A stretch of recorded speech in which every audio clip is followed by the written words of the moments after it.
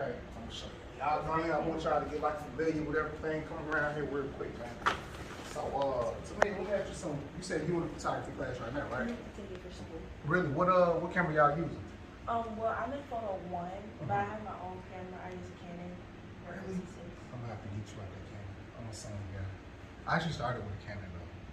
Like I had a small little micro. you gotta go up and down with that. I want y'all to get familiar with that. ISO 50 or something like that. Yeah. I want y'all to understand is whenever you all are putting, taking your lens off, always make sure you keep that closed. The reason why is dust gets everywhere, dirt get everywhere. The minute that dirt touches the lens, that sensor is gonna come up on you all's image.